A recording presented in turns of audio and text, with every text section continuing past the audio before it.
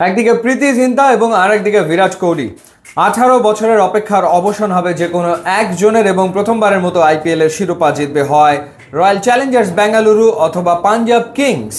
এবং এবারের আসরে এখন পর্যন্ত তিনবার কিন্তু মুখোমুখি হয়েছে আরসিবি আর পাঞ্জাব, এবং সেই তিনবারের ভেতরে প্রথমবার জিতেছিল পাঞ্জাব, পরের দুবার কিন্তু আরসিবি জিতেছে এবং এর ভেতরে একটা কোয়ালিফায়ারও রয়েছে। সো আরসিবি দুর্দান্ত ফর্মে রয়েছে, পাঞ্জাবও দারুণ ফর্মে রয়েছে।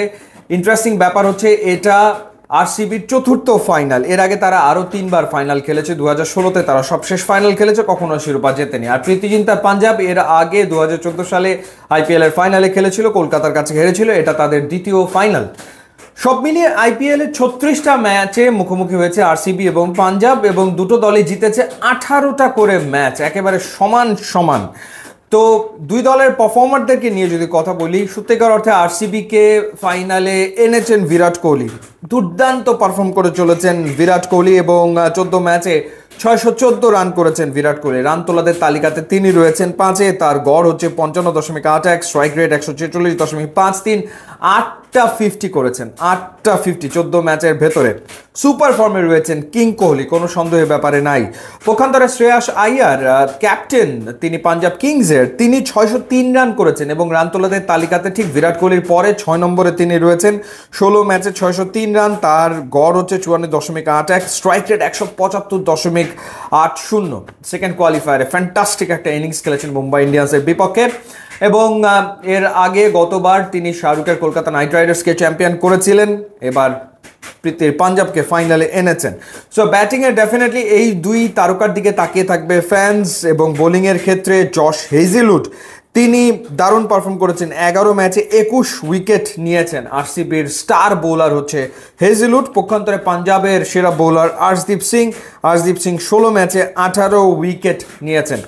এছাড়া বোলারদের ভেতরে মার্কো জেনসেন, পাঞ্জাবের বোলার, 14 ম্যাচে 16 উইকেট তিনি নিয়েছেন। এবং আরসিবির ভুবনেশ্বর 13 ম্যাচে 15 উইকেট নিয়েছেন। দুই দলের স্পিনের দিকে যদি তাকাই, সেই ক্ষেত্রে যুজবেন্দ্র চাহাল পাঞ্জাবের, তিনি 13 ম্যাচে 15 উইকেট নিয়েছেন, এবং আরসিবির ক্রুনাল পান্ডিয়া 14 ম্যাচে নিয়েছেন 15 উইকেট। সো ইভেন্চুয়ালি ব্যালেন্সড, কোনো সন্দেহ এ ব্যাপারে নাই। তবে টপ অর্ডারটা পাঞ্জাবের কিছুটা বেটার বলে আমার কাছে মনে হচ্ছে, যেহেতু এখানে প্রভসিমরন সিং রয়েছেন, যিনি 16 ম্যাচে 523 রান করেছেন, এবং আরিয়া 451 রান করেছেন। পক্ষান্তরে ডেফিনেটলি আরসিবিতে রয়েছেন ফিল সল্ট, যিনি 387 রান করেছেন, সুপার ফর্মে তিনিও রয়েছেন। স্পেশালি যখন রান তাড়া করার ব্যাপার, তখন ফিল সল্ট দুর্দান্ত ব্যাটিং করে চলেছেন। ওভারঅল আরসিবির কি প্লেয়ার যাদের কথা বললাম, ফিল সল্ট, বিরাট কোহলি, এছাড়া জিতেশ শর্মা রয়েছেন, রোমারিও শেফার্ড রয়েছেন, জশ হেজেলউড রয়েছেন। তো তারাই হচ্ছেন কি প্লেয়ার। পক্ষান্তরে পাঞ্জাবের পক্ষে প্রভসিমরন সিং, জশ ইংলিশের কথা বলতে হয়, মার্কোস স্টয়নিস, এই অলরাউন্ডার খুবই ইম্পর্টেন্ট রোল প্লে করতে পারেন ফাইনালে, কোনো সন্দেহ এ ব্যাপারে নাই। যে মাঠে খেলাবে নরেন্দ্র মোদী স্টেডিয়ামে, সেখানে 200 রানের একটা ম্যাচ এক্সপেক্ট করা যায়, কারণ ব্যাটিং ফ্রেন্ডলি উইকেট সেখানে রয়েছে। তবে আমার কাছে মনে হয় যে যারা আসলে চেস করবে তারা হয়তো কিছুটা এগিয়ে থাকতে পারে, বাট ফাইনালে ডেফিনেটলি চেস করা একটা প্রেশার। তবে পাঞ্জাব তুলনামূলক মনে হয় একটু বেটার চেস করতে পারে, আবার বিরাট কোহলি তো চেস মাস্টার। সো আগে ভাগে ডেফিনেটলি বলা খুব মুশকিল যে শিরোপা কার হাতে উঠবে, বিরাট কোহলির হাতে শিরোপা নাকি প্রীতি জিন্তার হাতে শিরোপা। আপনার কি মনে হয় ডেফিনেটলি জানাবেন। ইউটিউব, ইনস্টাগ্রাম লিঙ্ক দেওয়া আছে, যোগ দিলে খুবই খুশি হব। And thanks for watching.